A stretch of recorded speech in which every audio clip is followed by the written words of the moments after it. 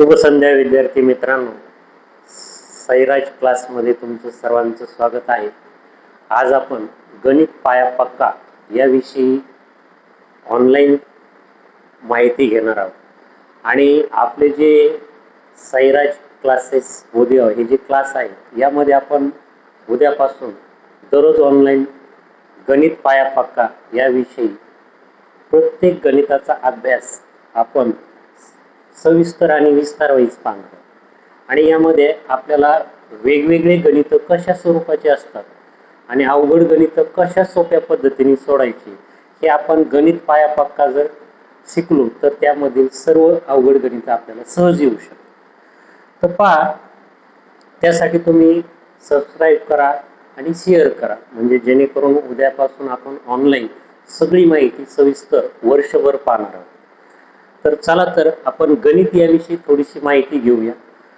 तर पहा, गणित किंवा इंग्रजी म्हटलं की एक मुलांच्या मनामध्ये एक भीती असते की गणित खूप अवघड आहे आणि त्यांच्या मनामध्ये तो एक भाऊ बनतो आणि पुढं गणित त्याला अवघड वाटू लागतं. तर याविषयी मी तुम्हाला थोडक्यात एक छोटी गोष्ट सांगणार आहे.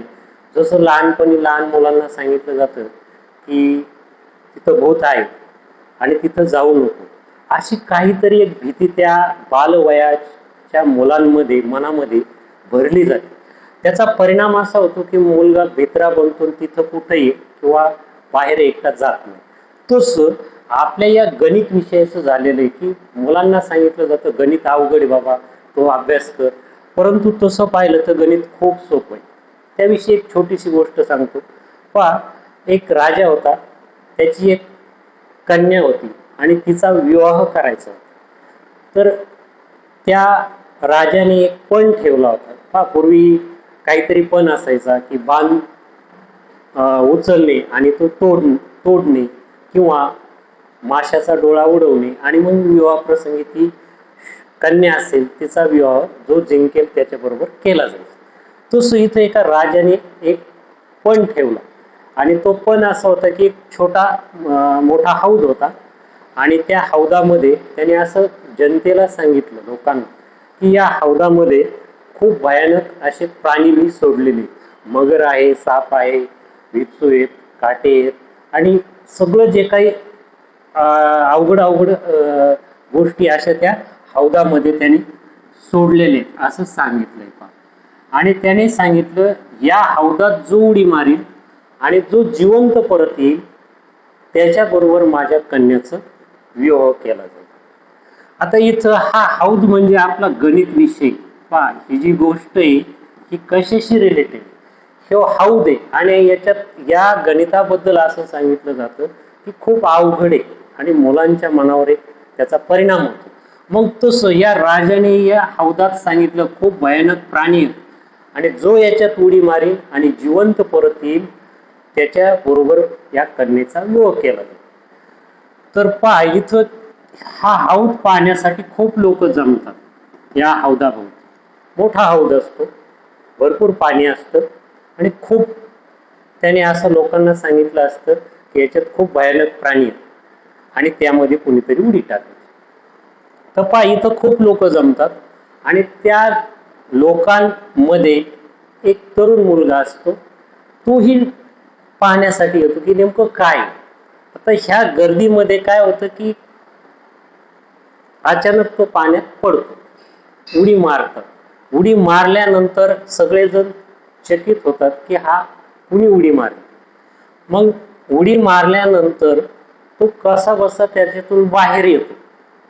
बाहेर आल्यानंतर सगळेजण चकित होतात की आता या कन्येचा विवाह या मुलाबरोबर होणार आहे. सर्वजण आतुरतेने पाहतात की हा मुलगा कोण आहे. राजाही चकित होतो आणि मग राजा घोषित करतो की आता तुझ्या बरोबर माझ्या कन्याचा विवाह होणार आहे. तर तो आधी म्हणतो विवाह मी नंतर करेल, आधी मला एक सांगा, मला धक्का कोणी दिला. म्हणजे इथं पहा, हे जे हौद आहे हे गणित विषय आहे आणि धक्का इथं तुम्हाला देणारा हा तुमचा एक शिक्षक म्हणजे मी इथं आहे आणि हे जे विद्यार्थी हा जो तरुण आहे हे तरुण म्हणजे तुम्ही आहात. आणि तुम्हाला धक्का द्यायचा आहे. फक्त इथं तुम्हाला सांगितलंय, भासवलंय, जसं राजाने भासवलं की इथं खूप भयानक प्राणी ह्या अवतार सोडलेले.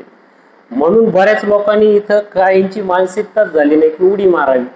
तसं बऱ्याच मुलांचं असं होतं की गणित अवघड हे त्यांच्या डोक्यावर मनावर बिंबवलं जातं, पण प्रत्यक्षात तसं काही नसतं. तर तिथं जसा कुणीतरी धक्का दिला आणि त्या मुलाचं एक भविष्य बनलं, तसं तुमचं सुद्धा इथं भविष्य बनायचं असेल तर यामध्ये मी तुम्हाला गणितामध्ये सपोर्ट करणारे, म्हणजे इथं एक प्रकारे धक्का दिला जाणार आहे आणि त्यातून तुमचं गणित हे सुधारणार. तर पाहूया आपण ह्या गणित विषयी नेमकं काय काय असतं, काय बेसिक असतं, हे आपण या अगोदरच्या एका लेक्चरमध्ये पाहिलेलं. तर आज मी फक्त तुम्हाला थोडक्यात गुणाकार आपण या अगोदरही पाहिलाय. गुणाकार म्हटलं की त्याच्यामध्ये काही सोपे गुणाकार असतात, काही अवघड असतात.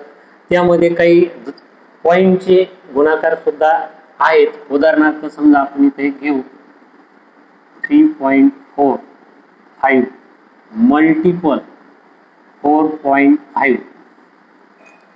हा गुणाकार तसं पाहिलं तर अवघड काही नाही. जसं आपण नेहमीचा गुणाकार सोडतो तसंच हा गुणाकार आहे. फक्त याच्यामध्ये मी तुम्हाला एक आयडिया देणार आहे की पॉईंट गुणाकार झाल्यानंतर द्यायची, म्हणजे जेणेकरून ते मुलांना सोपे वाटेल.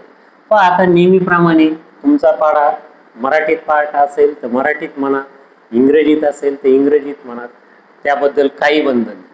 पहा 5 म्हणजे 25, इथं हातचे 2 येणार आहे, ठीक आहे नाही, म्हणजे 0 मध्ये ते प्लस होतील आणि 5 3 50 म्हणजे 5 त्रिक 15. इथं आपण दशकाचा 0 देतो.